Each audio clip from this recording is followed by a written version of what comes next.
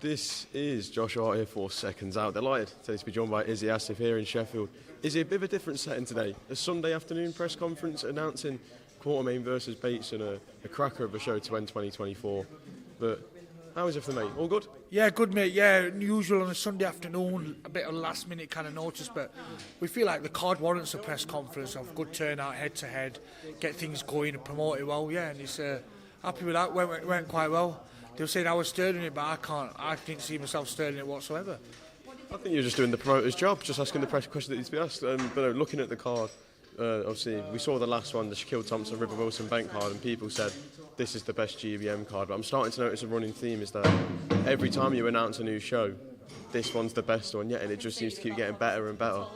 Is that the vision with GBM? You just keep finding a way to create something better than before? Yeah, of course. Listen, you need that development as a promoter and as an outfit. I want to improve myself. I want to put better fights on, bigger stadiums. Of course, but the growth. But the last card we put on, I generally thought it was going to be hard to beat. I thought we're going to struggle to get that because you had Shaquille Thompson, River Wilson, Benn, you had Reece Moore, Ryan Walsh, you had Tyson Gallagher, Tori Ellis. Hard to beat that. You had Maxi Hughes on it. I thought, how are we going to beat that? But so there's cause for this card potentially being as good as that, if not better. So I'm in a good place for that. And it finishes the year off well. I think we deserve a finish like this as a promotional outfit. We worked hard, we invested extremely hard, took a lot of risk, and put the fights on, made the fights happen. So it's a nice way to finish off 2024. Obviously, you mentioned 2024 has been a very, very successful year. I remember back when you first got the DAZN deal and we had that beautiful lunch up in London. But just looking at this card and looking at obviously the three fights in particular that stand out, we'll start off Levi Giles versus Kez Ashfaq. When I just spoke to Kez a minute ago, he says it almost seems like there's a little prize fighter tournament type thing going on here where the winner between him and Levi and the winner between Quartermain and Bateson, they'll face each other. Is that something that could be done? Of course, we can make it happen. They're all on the same card. They're on the GBM platform. They're on DAZN, and we could have a tournament. We could have a winner fights winner, loser fights loser, and then go again. We can go keep it going. But listen, it's a great opportunity. But I think Kez needs to focus on Levi Giles. That's a real kind of defining his career kind of fight in the sense where does he go if he loses? Same with Levi Giles. They've got similar records. They've both come short at a British title level. They want to fight these Danny Quartermain and Jack Bates, and who I believe are that little bit extra level at the moment with the belts and the levels they're fighting at. They've got to win this fight, and where does the loser go? For me, them kind of fights, a lot of pressure on that, because where does Kez Ashfaq go if he gets beat by Levi Giles? And where does Levi Giles go if he gets beat by Kez Ashfaq? They're showing the levels. They're not quite at that British level, and where do they want to be in the sport? So it's a lot of excitement about that fight, and another one generally think is everything on the line 50-50. For me, the fight of the night, though, it has to be Reza Ali versus Niall Berry. Obviously, Niall just to your left. It's a great fight, isn't it? And a fight which I feel that Niall was going to be overlooked a little bit because of that first defeat. But it is a real... I don't think you can get much more 50-50 than that. Yeah, listen, when he lost to Francesco De Rosa, it destroyed him, There were talks of him potentially not even fighting again. He was that hurt emotionally. He's sat next to me, he'll tell you, still next to me. It really got him bad because he thought he was unbeatable. He's come back, he's dusted himself off, and he's in the fight. I'm getting a bit of stick as a promoter saying, why have you chucked your fighter in there? Listen, we're on DAZN. If they believe they're the best super bantamweight in the country, both of them do, they've got to fight each other and make it happen. Fans want exciting fights, and I promise you one thing. Reza Ali versus Niall Berry is going to be absolute barnstorm. You want to see a real firework. They said it could be the fight of the night. If they get it right, it could be the fight of the year. And I know we've seen some great fights, but listen, it's a cracking fight, and maybe one risky one, because obviously I'm invested in Niall Berry. He's just come off a defeat. I could easily get him a couple of more wins and then get him for the fight, but I think he needs to go. He needs to show his level. He needs to show me as a promoter I belong in there. Reza Ali, 10-0, undefeated, got a great story. And one of the things, I'll tell you what gets me with these two, when you're stood in between them as a promoter, you can feel the tension and energy. Something you as a media guy would not see, or some of the fans won't see. But when you're there as a promoter and as a former fighter, I understand the psyche of a fighter. I completely get it. And I'm stood there and I'm thinking, this is for real. They generally want that. They want these belts. It means so much to them, so much passion. And they're similar in the sense where they're not really trash talkers, but they wear a lot of heart on the sleeve kind of guys, and they're going to bring it all. And listen, I were pumped up. I were pumped. When Razor went off, I were pumped thinking, wow, this is going to happen. And like I said, I got some stick for stirring it. I was just doing my job. It's part of the job description. Shit stir as much as you can. And the main event, Danny Quartermain, Jack Bateson. Obviously, I know you mentioned the first direct arena. I'd seen it on your Instagram story a couple of times. That you were looking at that venue. Imagine that venue for that main event. It would have been something special, wouldn't it? Yeah, it didn't happen for whatever reason. You know, we was looking to go to Leeds, and credit to Danny Quartermain because he's never reluctant. Listen, he's a champion. He shouldn't have to be going to Jack Bateson's city to do it, but he was willing to do it. Shows a lot about his kind of mindset and level and where he believes he belongs. I think it shows a lot about you as well, because you mentioned on stage that you're invested in Danny Quartermain and that he's your fighter, and you're willing to put on a show and take the man you've invested into the challenges back on. It says a lot about you as a promoter as well, doesn't it? You know me from the start. I'm not in this game to bullshit and piss about. I want the real deal fights. I'm not one to bullshit or, you know, say something that's not. I like to say I'm as straight as talk as you can get as a promoter. I say that as a promoter because we get a lot of stick, and there's a stigma held with boxing promoters. But I like to say I play it straight as I can. Listen, I want the good fights. I'm a fan before, you know. I mentioned that I've been in this game as a promoter for 3 years, but I've been in this game 21 years. You know, I made my amateur debut in 2003. I get this sport. I know what sell. I know stylistically what works. And this is why you're seeing these fights. And, well, I'm not... Sometimes I think I've took a back seat on the matchmaking, but I'm starting to get involved a little bit more on what fights I want to see and what I think will sell and what I think will gel well as a style. Because we've got to think about not just the broadcasters, but I've got to think about the fans, I've got to think about the fighters, I've got to think about us as a promotion outfit. It's got to work for everybody. And you hear a lot about numbers. Numbers are going to make the sense. Numbers not just financially, but numbers of viewership, numbers of people who are excited about the show. And as a promoter, my job is to make sure I put them fights on. Whether it's our guys going to take the loss and we're risking a lot of finance, so be it. We're in the entertainment business. We know what we signed up for. We're on the biggest sporting platform in the world, DAZN, and we're going to showcase why there's so much hype. And I believe one of the biggest, fastest growing promotion outfits, you know, potentially in Europe. Well, I've seen that a few weeks back now you were in the, I guess you could say, the fight capital of the world now, out in Riyadh, when Francis Ngannou made his MMA return. What was that little experience and trip to Riyadh like? I love it out there. I think it's absolutely great out there.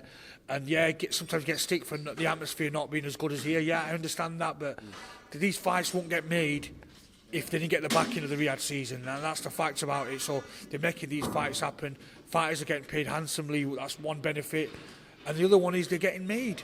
So credit to them. And we were good out there watching a bit of MMA. It's my first ever MMA experience. You know, I'm a boxing purist, but obviously a friend of ours, James, who's part of the PFL team.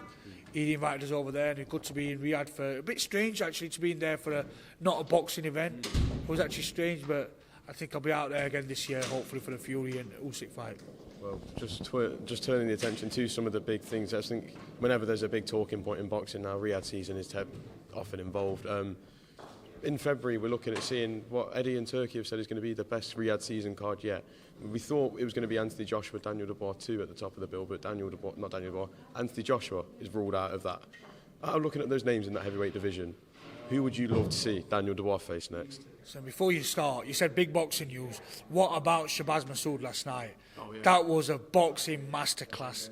Listen, Shabazz is a good friend of mine. I've said it for years. Watched him out in Dubai once. I said, this kid's got serious class.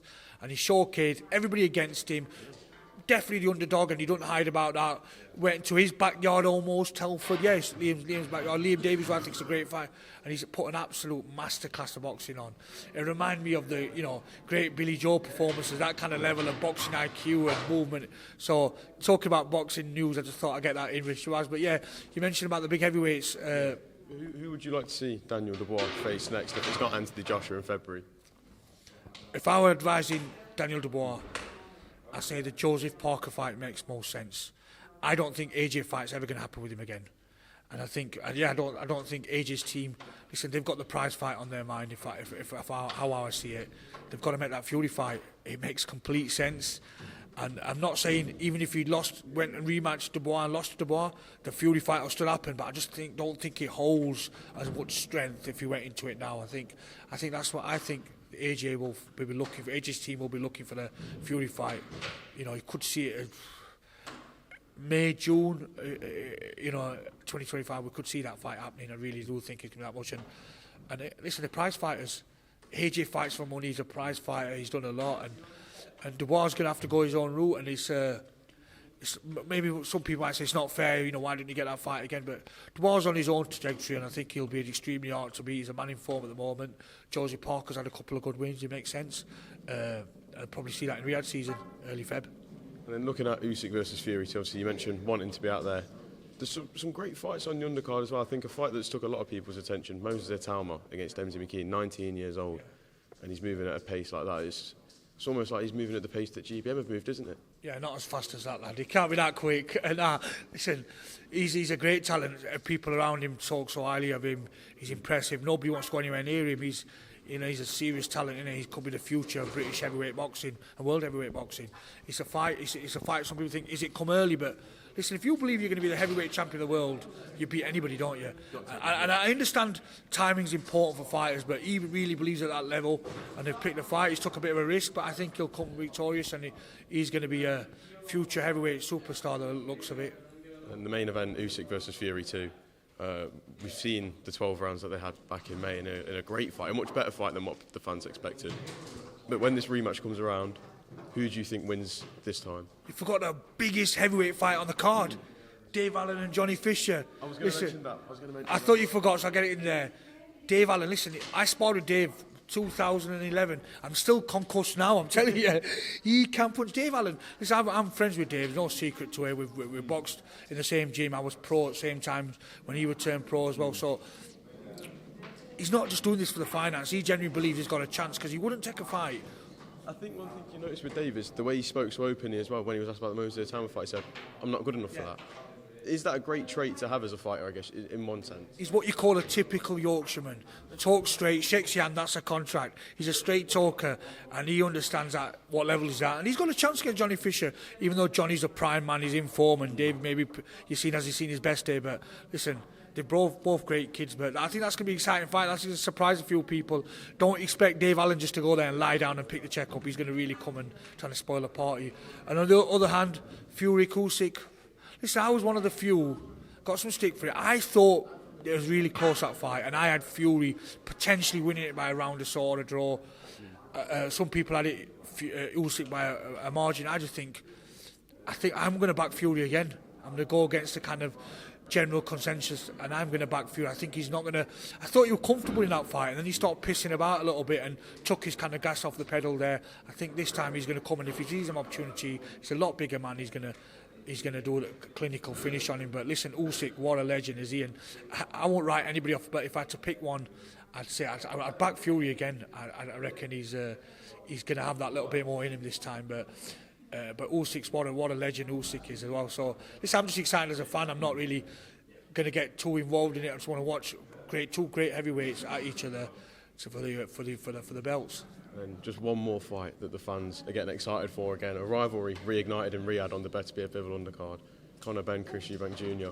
A fight that was originally made on the family history, but I feel the perspective might have changed now, and it has become a lot more personal between the two fighters. Is that a fight you want to see? Yeah, listen, I want to see Billy Joe back in action. That's what I want to see. I think Billy Joe, Chris Eubank. Now listen, the history of the family and what they've been through, of course it sells. Do I want to see it? Yeah. Do I want to see that fight? Do I want to see that fight? Is there other fights I'd rather see? I'd rather see the Eubank. I'd rather see Eubank come back and let's see if he beats Billy Joe, because I still think Billy Joe's got beaten him. I really do.